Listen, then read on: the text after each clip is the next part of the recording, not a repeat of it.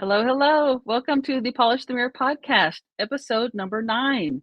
I'm your host, Amy Thurman, and I'm so glad you're here. Thank you for joining us, whether you're watching or listening on the podcast platforms.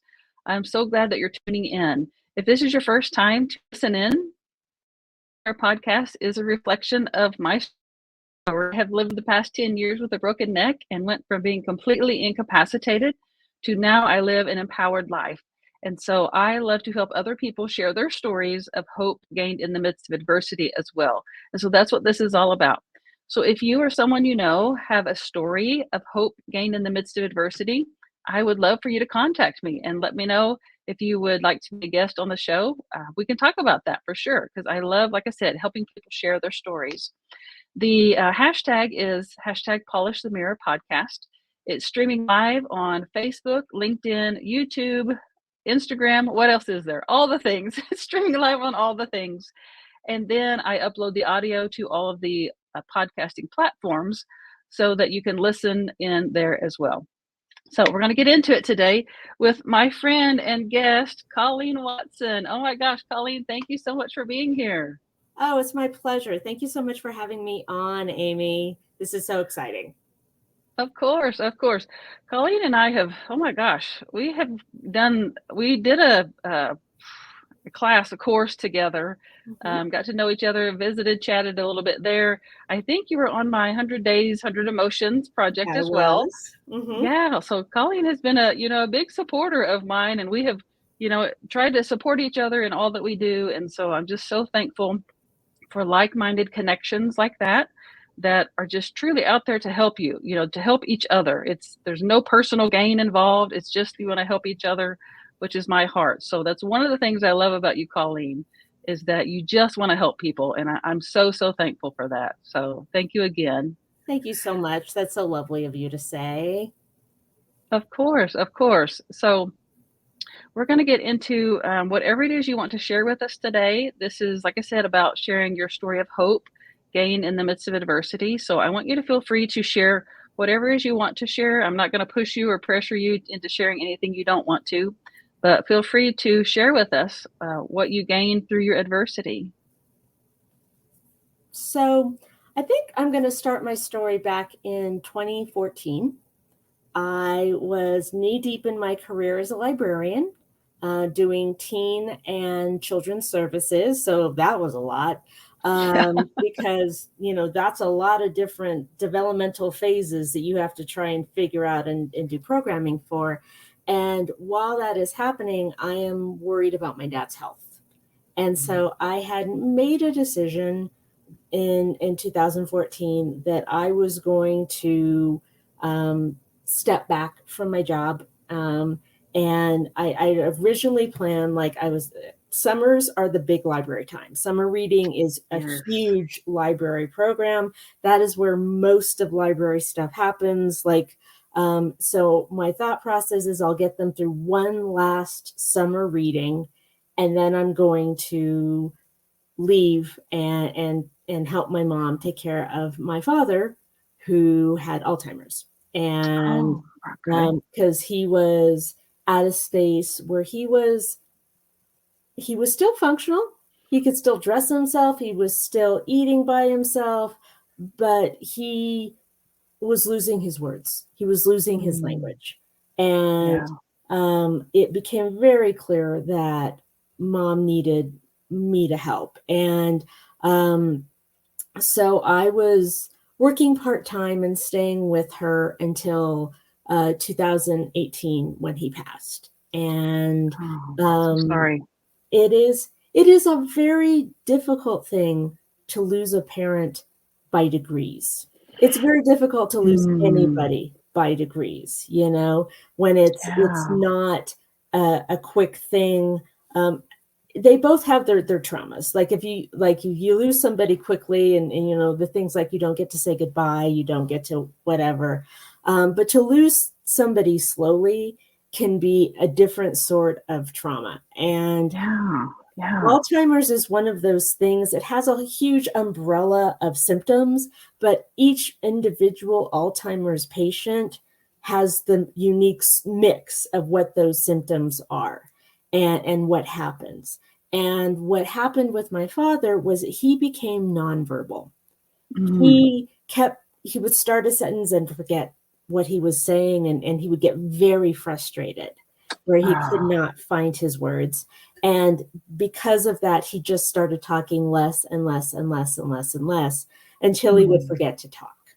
Right. Wow. Yeah. And that was an interesting situation because, even though he's not communicating verbally, his facial expressions were still talking Yes. to me. Yes. And so I always, and it got to a place where we could not take care of him anymore. We had to put him in an assisted living facility for the last 15 months of his life. And that was incredibly difficult and I also imagine. incredibly beautiful in its own Mm. way, because it got to the point where we knew he was safe. We knew he was happy. He had people around him who were engaging with him and stimulating him in a way that we just couldn't at home. Yeah. And my Yeah. father was what they called a sundowner, is an elderly person, which means they got more active when the sun went down. They were more evening people than morning people. And they would say, people there, they're like, oh yeah, your dad would be like talking when we're watching television in the evening. Oh my And word. yeah, and they would say, we would be having conversations, and he wasn't be participating, but you could see he was following. Like he was looking, you could see he was engaged, and all of those things. And so the Wow. memories of those times, which are difficult, but they're also beautiful, because he had this wide range of people who were in his life. He was safe. We could, still have a life. My mom would go every single day, and she would feed him lunch, and she got great joy in that. Hmm. It was a much, because she always said, like, he's my baby boy, and I loved taking care of babies. It's when you got to be Oh. teenagers that you were a pain in the butt. But it kind of brought her back to her getting to be an early young mother. So for her, it was Hmm. a beautiful thing. For me, Wow. it was a beautiful thing because I always, even though he wasn't talking and he had Alzheimer's, I always acted like, and I sincerely believe this, and I believe it to this day, that there was a part of him that understood everything I was saying to him. Yeah. And we would, like, after lunch, we would walk around the care center, and I would tell him all the family gossip. And not to get into that, but there was a lot of family gossip going on, right? So Just some juicy stuff, huh? yeah, so I was like, okay, Dad, so this is what's happening, and here's what's going on. And the few times he spoke at that point, it was meaningful, right? So I Yeah. remember one time I went to visit him, and he was taking a nap, but he wasn't asleep yet. And it was one of the few times, the last time that I remember him speaking. And he looked at me and he grabbed me and he said, lay down. And so I lay with him until he fell asleep. And Oh, that is a memory that I will treasure for the rest of my life. You know what I mean? wow. Because Yes. I'm the baby in my family by a decade, plus Oh, or minus wow. a couple of years. And I'm a daddy's girl. And so, Hmm. it was a very difficult thing for none of us. I have two siblings, one of each, and none of us were having a fun time watching our parent decline. Right? Right. It's never fun. It's horrible. It's tragic, and I, you never get over missing them. Yeah. You never do. When you lose somebody, you never get over missing them. But taking care of him was, it was so funny because when he passed, I was not sad. I was Mm. relieved because I got to Yeah. say everything I needed to say to him. He knew I loved him. I had the very hard conversation of telling him he could go. I would take care of my mother. We would be okay. Yeah. Hmm. And I got to do that, and it was a beautiful thing. And coming out the other side of that, I was the one who gave the eulogy, and it was hard, but it was not sad. Yeah. I believe my father's in a better place. I believe he's, I still feel him. He's still around. And Yeah. during shit times in my life, I still talk. I'm like, Dad, Yeah. can you help me out here? You Come know what I mean? on. He's still a huge presence in my life. And Aw. and the beauty, and as this is going to sound very strange, but when I was much younger, when I was, in my 20s and my teens, and I had older parents. My parents were in their mid 30s when they had me, which, I was born in 69. That's a big deal, right? That's Yeah. not a time. That's not so uncommon these days, but at that time, that was not the norm, right? Right. And so I had older parents, and I was always very aware compared to my friends' parents that I had older parents. No, they were very active people. It wasn't like they were old feeling, but they were older in years. And so you're much more aware that, like, oh, I could lose a parent. You know what I mean? And when I Yeah. was very young, that was my nightmare, because I always like, what happens if I don't have my dad to back me up? Because my dad was my rock, right? Yeah. And I did not, by the time, oh, did I lose you? Did we lose each other? You okay? I think for just a second, we're still good. We're still here. It just We froze lost for you a for a second, minute. but we're still good. Yeah. We're still good? Okay. Yeah, I'm we're betting still it's good. me. The snow is crazy. Yeah. Yeah, but I always feared, like, I would not have backup. Like, my life, I would not know what to do it without my dad. And as weird as it sounds, because I was his caretaker and my mom's caretaker, I knew I would be okay. Did it mean I didn't miss him? Of course it didn't mean I didn't miss him. I loved my father. Right. I adored my Right. father. But I did not feel that overwhelming dread that I felt as a younger person of, like, I would not know how to move on. That was Yeah. not there. And so, as weird as it sounds, like, it is the truth. Your hard times, the times you need the grit, the times you just want to just stay in bed, at the other side of them, they're the things that make you. And they're the Yeah. things that, like, and it's so funny because I am never sad on the anniversary of my father's death. I'm never sad. It just happened. Yeah. I'm not sad because that was not sad. We, Yeah. we knew he was gonna go. They called us. They're like, you're gonna want to be here for him today.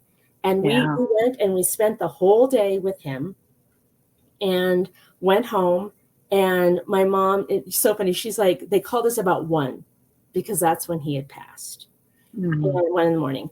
And my mom said, oh, I knew that was going to happen because that's when your grandmother died. That, we Wow. spent the day with her. And I knew that was going to happen because the father I knew would not do that when we were in the room. That is not who he was. That's not what he would ever do. And we went in, we kissed him goodbye. He looked so peaceful. Yeah. It was a peaceful death. As hard as it was, that's as hard as it is to lose a parent. Like, that's what you want. You want them to go peacefully in their sleep. Right. And so coming out the other side of that, it's so funny because I lost him in 2018. 2000, and you're depressed for a little while after that. Sure. Absolutely. Yeah. You get to the other side of that, you're gearing up again. I was like ready to start looking for full-time work. I was turning 50 in 2019. I was turning 50. We planned to go on a cruise. We went on a cruise in November of 2019, and we all know what happened in 2020, especially with cruise ships, right? Yeah. My mom and I are just like, oh my God, did we dodge a bullet? Did we 100% dodge a bullet with that? Yeah. Because it was literally the cruise after the one that we were scheduled to take was the Thanksgiving week cruise. We did the first week in November, right? And then they did another thing, and then the same cruise we were looking at did it was a Thanksgiving, and of course that was insanely expensive, and we were just like, yeah, we're not going to do that. No, thank you. And before Thanksgiving was the week, before was reasonable. We went with a friend. It was a great time. I was just like, my 50s are going to be fantastic. And then, of course, the world shut down. Yep. But I always think, like, would I be as okay as I was during the pandemic if I hadn't gone through what I went through with my dad and know that I have the capability of doing hard things? I'm not sure I would have. Wow. Life is weird. It's just weird, Amy, because in the middle of it, you're just like, oh my God, this is, and it was hard. I'm never gonna lie to you and say like it was easy, it was a breeze. It was never easy. Now, but there are beautiful things that came out of that time. Yes, exactly. I will never forget that. I will always carry with me that are so crucial to who I am as a person right now. I still have about 6 of his shirts hanging up in my closet. And after I lost him, it felt good to have a couple of, just smell him and wear, and don't do that so much anymore. But having them there is a comfort to me. Then where I get in trouble, because it's never, you lose somebody you love, it's always going to hit you. And where it hits me is right around his birthday. Yeah. My dad's birthday is November 20th. Which means it's always right before Thanksgiving. Yeah. Right. And in my family, it went, so it was Halloween, Dad's birthday, Thanksgiving, my birthday, Christmas, my mother's birthday, and my brother's birthday. That from November to January, that was like, and so like, it's not just his birthday. It's like the beginning of a whole bunch of stuff that's family time that he's not around for. And that's where I get into trouble still. Yeah. But we do something every year now. I call it Dad Day. And my siblings are, and I don't have kids. Both of my siblings have children, right? And so every year we get on like a Zoom call or, Google Meet or whatever it is. And my brother has 4 sons and 1 stepdaughter. And we get on the phone with them. My sister has 2 children and grandchildren. And like, we all get on and just do this call. And it's like, it's this beautiful thing because none of these people would exist had my father not existed. Yes. And for me, like after that call, I'm okay. Because, this year it was so funny. It was my brother, very long story short, my brother had planned, he's retired. He'd planned to move to Panama this year or last year. And Panama just kind of imploded on them. Yeah. Because there was a strike, and they decided, we'll just stay in Colorado because there are people we know here, and it's nice to just be settled for a little while. So like they moved in here, and they were, we all were together at the house with Mom and me, and all of his sons got on the screen, and my brother has 4 sons, and I was watching my nephews and my brother, and I just saw my father in all of them. You know what I mean?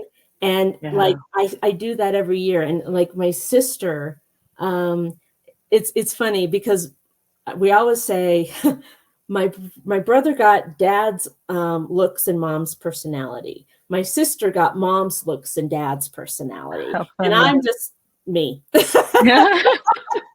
You're a nice mixture. Yeah, so it's a really nice mixture. So, and my sister, she has a blended, she's, intergenerational family.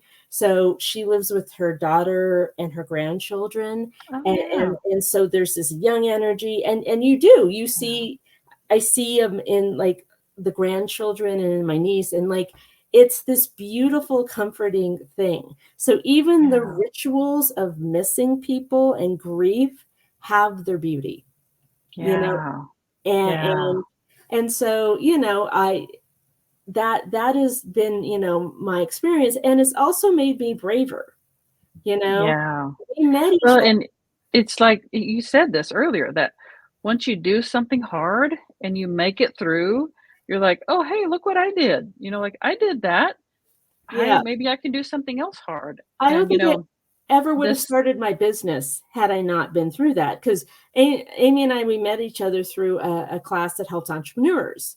And, we both, are business people. Um, Yeah. and, I do not think I would have ever just been like, yeah, I'll just start my own thing. And I'll be honest with you, I did everything wrong as an entrepreneur. Did I have a business plan or marketing plan or any clue? How No, funny. no, didn't have anything like that. Yeah, I didn't know what I was doing when I started. I didn't have a clue what I was Yeah, doing. I literally was like throwing spaghetti at the wall for a year, trying to figure out who the heck I Thank was goodness and what was going on. And thank goodness for Karen Yankovich who set us yes, straight, right?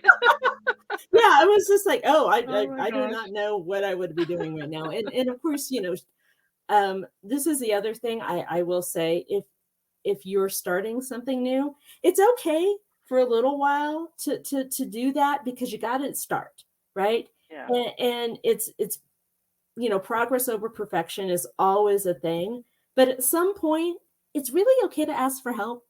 It's Yeah. really okay to say, like, I do not know what the heck I'm doing, help me.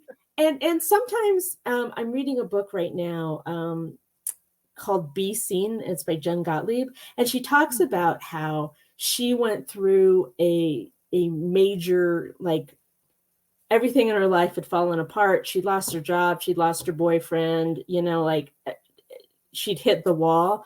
And she decided, like, this is not good. I'm not like in touch with myself. And she read a whole bunch of self-help and psychology and whatever, and she called them the friends that in her head, right? And Oh, sometimes, you start with the friends in your head.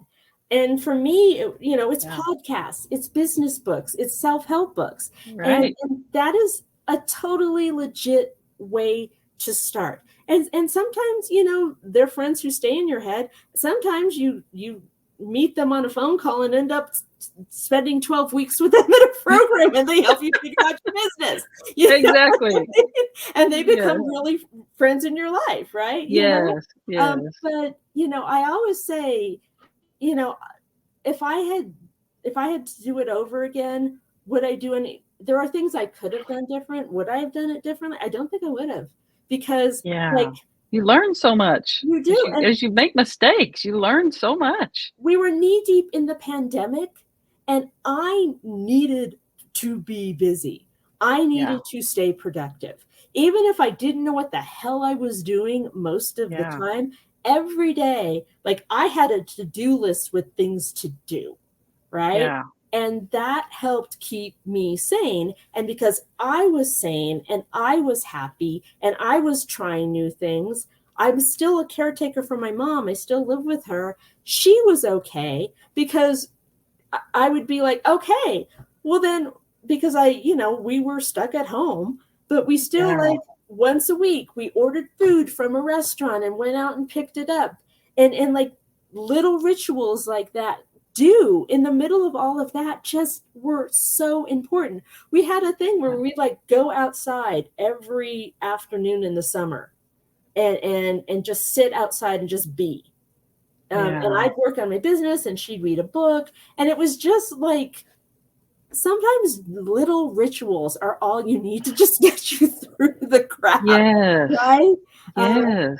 But Exactly. but We were yeah, talking about, starting our businesses without knowing anything. Like, no, I I'm had no writing clue my what I was memoir. doing. My memoir is coming out in April, which is at the time of this recording next month. And there's a section in there where I talk about Karen. I don't name her by name, but that I didn't have a clue what I was doing. Like, I didn't know what I didn't know. And Yeah. so I had to hire a coach. And it's exactly what you said. Like, I had all these friends in my head. I listened to stuff and learn things all the time. But it's so different to work with someone who's actually been there and done it, and Yeah. it can show you personally how to do it. And so that's something that I really, really encourage people to do is, No, you 100%. And the someone other thing, someone who knows what they're doing, that's reputable, that you trust, like yeah. Karen, who helped us so much.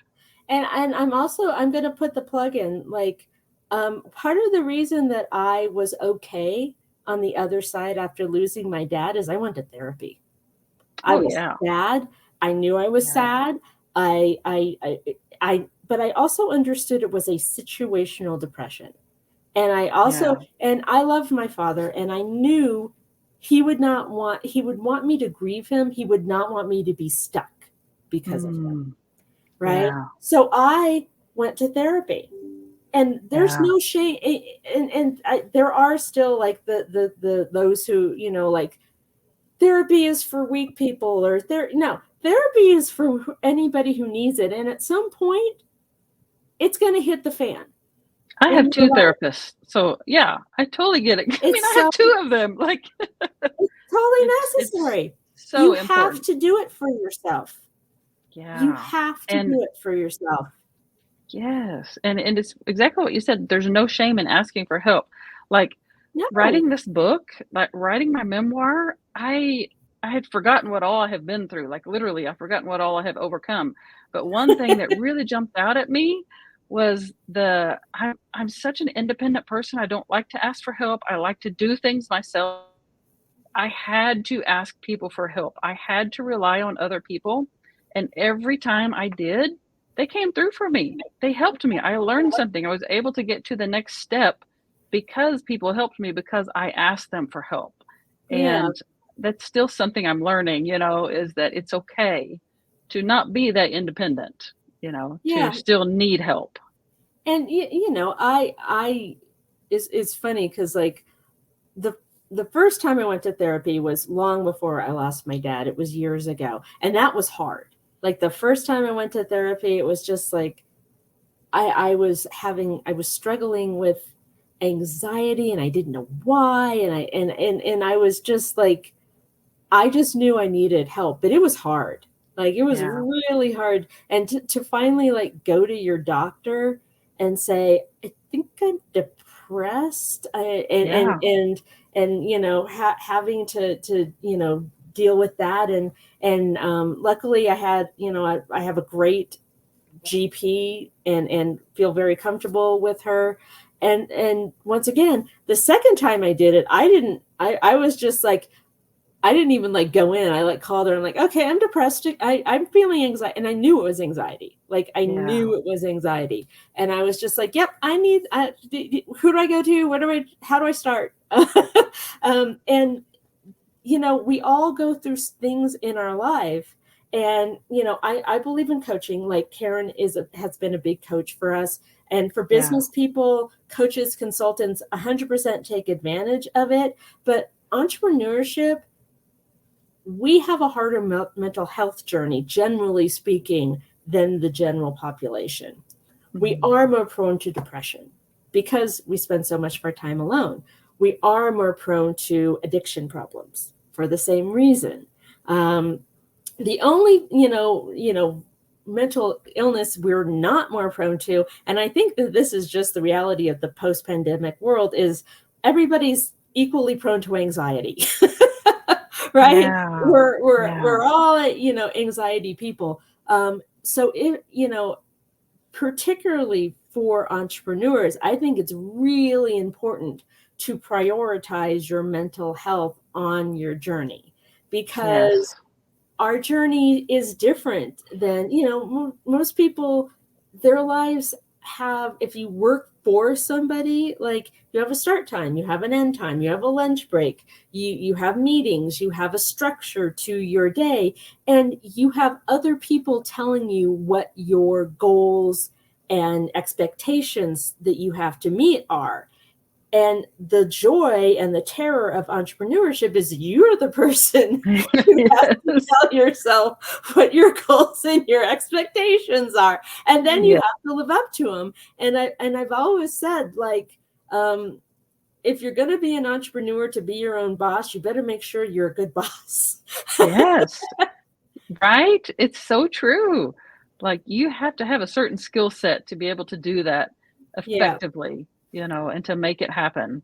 you do. And Yeah, it it's so doesn't true. mean it's impossible. It Right. just means that, it's like getting into shape. You're building the muscle, and at first it's really, really hard and it's achy, and you're in pain. But eventually, like, you build up the resistance, the muscle starts to grow, and you get muscle memory, right? Yeah. It and you figure it out. You really do. And I in the middle of my dad's journey, I had a situation where, and it was a freak out situation. I was losing my mind, Amy. So my dad is in assisted living. He's safe. He's fine. My mom is having a few medical problems, and she goes in for a colonoscopy. And I'm thinking, like, okay, well, this is just a precaution. That's what the doctor said. We just want to make sure that there's nothing serious going on.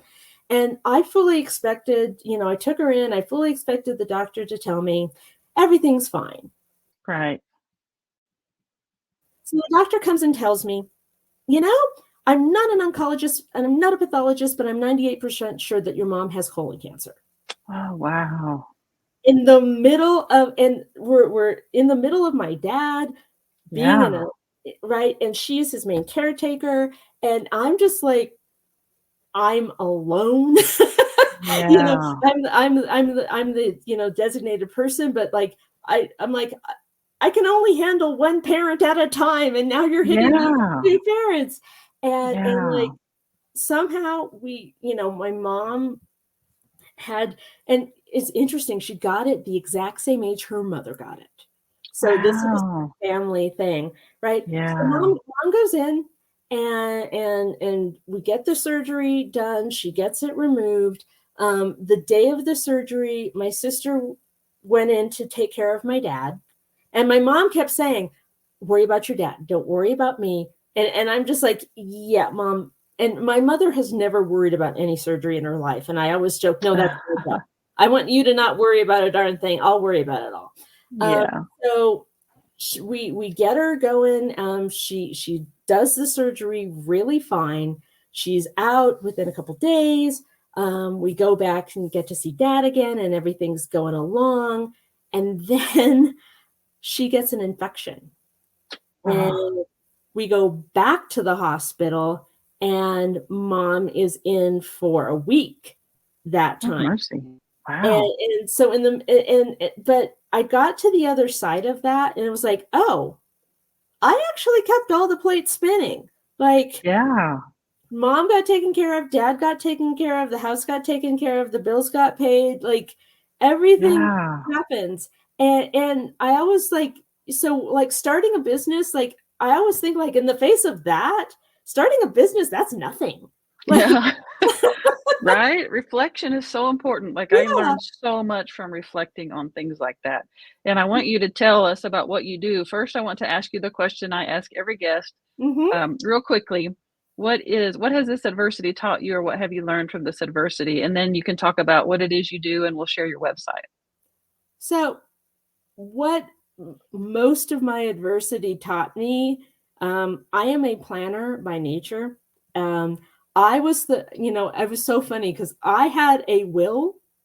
I was single, childless, and I had a will before both of my siblings who were neither of those things. And like, I'm a planner. I Yeah. pride myself on being a planner. And what it really had taught me was the best things in life and the worst things in life are generally the same thing in life, and they're never planned. Mm. And it's Wow. okay to go with the flow.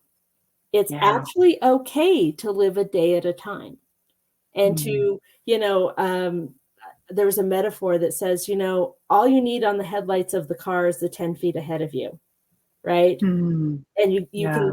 can be safe with the headlights on the car 10 feet at a time, right? And so like I am a lot more open. I'm a lot looser these days. I can go with the flow in a way that I don't think I could have before. Yeah. And, Yeah. I was the person who planned the vacation in my family. Like, we're doing this and we're doing that and we're getting the tickets Yeah. and all of that. And the last vacation we took, like with my mom and I, we talked about it. We planned two things. We did those two things. And the rest of the time it was just like, oh, well, what do you want to do today? And it was loosey goosey. And Colleen, before all this, was never the person who could have managed that. Yeah. The instances that really are out of our control, which I was that way too. I was so like everything had to be to a T. But Mm-hmm. because I have gone through so many things that were completely out of my control, like you, I've learned the same thing that I'm going to have to go with the flow here and allow things to happen as they're going to happen because you know what? I can't control everything as much as Now, I might want to. I can't control it. And life is so much more pleasant when you do that, when you it learn to is. just kind of go with the flow and allow things to happen as they're going to. Yeah, it Yeah. is.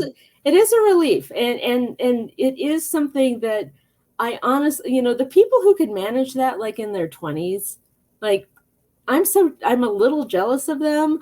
I didn't get Yeah. to manage that till I'm in my 50s, but you know what?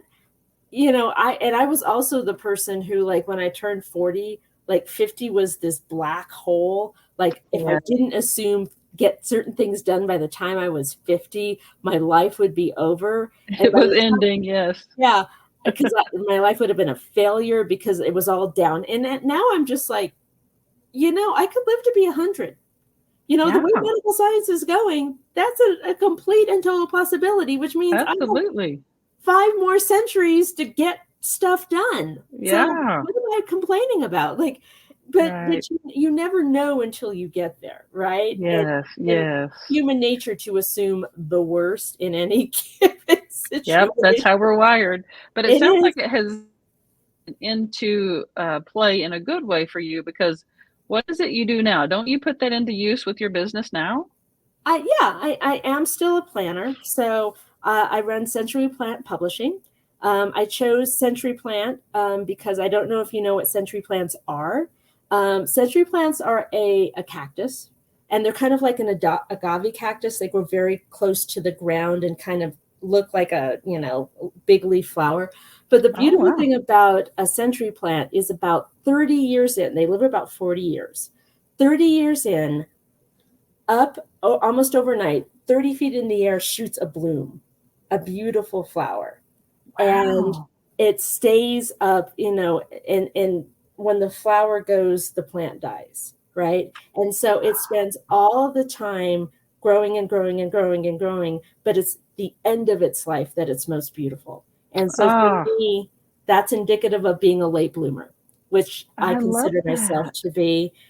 So that is where Century Pet comes from. That's beautiful. Oh, I Um, never knew that. That's beautiful. yeah. So um, publishing, because I was a self-published author, and I still am planning to do that. But I formed it as publishing because that was the original idea. And then, of Right. course, like every other entrepreneur, I pivoted and pivoted and pivoted and pivoted until I was dizzy.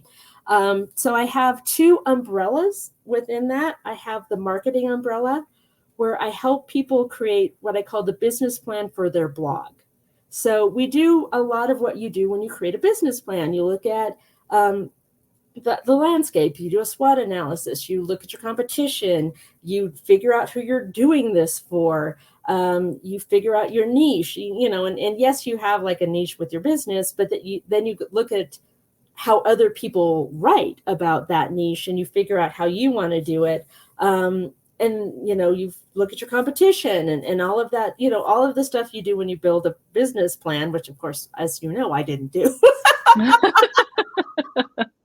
But we do all that, we get that all figured out, and then we figure out an SEO profile. So I give you about 12 to 15 keywords that you're going to hone in on the first time or around, and then we'll help you figure out your first quarter of posts, and then I hand it back to you and trust you to execute. I do that knowing that a lot of people are going to probably get on old chat GPT. I'm a realist. Yeah. But you're going to know the how to do it, why it's important, have a real clear sense of how long it's going to take you, and all of those other good fun things. I do have a couple of backups. So if people want to actually write, I do offer accountability services. So I kind of like, okay, have you done your research? Is your first draft done? Have you got your pictures? But you know what I mean? All of that good fun stuff. And then I also offer, you want help figuring out your next quarter of stuff? Let's sit down and figure that out. Then I have the business services. And this really came out of the fact that I think you know this. My mom had a major medical situation this past year. Wow. Planner, right? And Right. I did not have any plan in place for my business if I had to be taken out of my business for any length of time.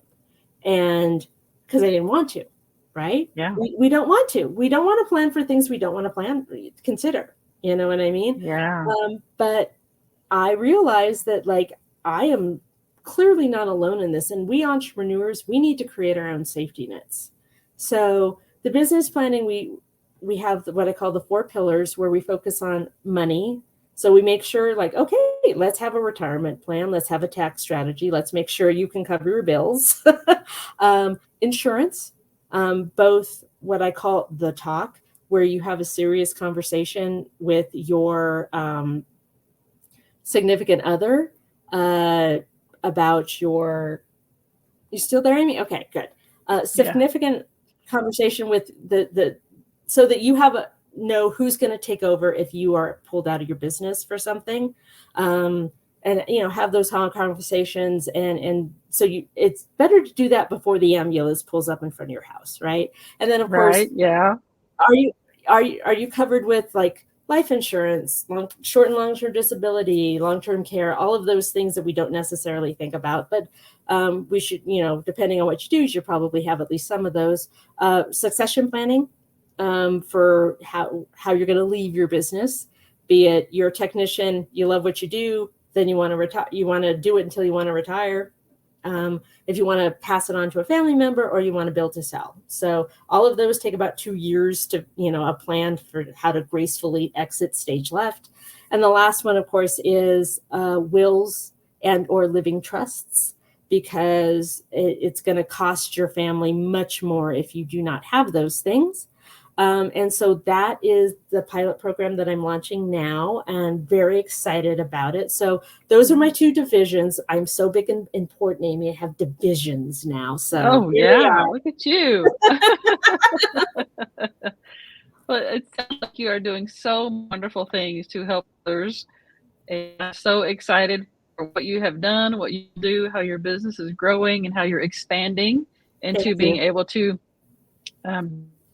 your plate, which is not easy. It's not an easy thing to do. And so you're doing that. So I'm so proud of you. And I appreciate your, again, being on here. Your website is, I have it on the screen, or if you're listening, is www.centuryplantpublishing.com, CENTURY, plantpublishing.com. I have put that in the description of the platforms that will allow a description. And it will also be included in the podcast platform show notes for you to reach out to Colleen if you want to reach out to her and connect with her and work with her or get to know her better. So, oh my gosh, Colleen, it's been so great to chat with you today. Thank you so much for being willing to share your story, to be vulnerable, to share some of the things that you have gone through that maybe we're not necessarily comfortable to talk about, but in a way that will help others. I hope so. I hope, because we all, at some point have to be a caretaker. So I hope, know that there is joy in the journey as well. Yeah, it can be found. I think we just have to look for it. Mm-hmm. It can be found. So I love that message so much from you today. So, well, this has been so much fun, you guys. Thank you for tuning in. Thank you for watching. Thank you for listening. I am going to go ahead and plug my upcoming book. If you're interested in my memoir that's coming out in April, it's called A Journey from Incapacitation to Empowerment. There is on my website, which let me pull this up here. It's www.getamyshelp.com. There is a space where you can go put in your information to join the wait list to be on the pre-launch. I will have a freebie for everyone who orders on the pre-launch. And so if you want to know when the book is available for pre-launch, then enter your information there and I will be sending you that information. Lots of fun. I'm so excited about that. It's been a huge, huge thing for me. And I just am so thrilled to get it out there, to share the story and the message that I have that goes along with it, all the lessons that I've learned and some things, some extra nuggets in there that will help you as well. So again, thank you for being here. Thank you for listening. Thank you for watching. If you feel like this deserves a 5-star rating, I would love for you to give us a rating so that we can help reach others, because the more that we have ratings, the more it's shared, the more people we can reach with our stories of hope. And so thank you again for that. And until next time, I will see you guys later. Thanks, Colleen. You're welcome. Thank you, everybody. Bye-bye. Bye-bye.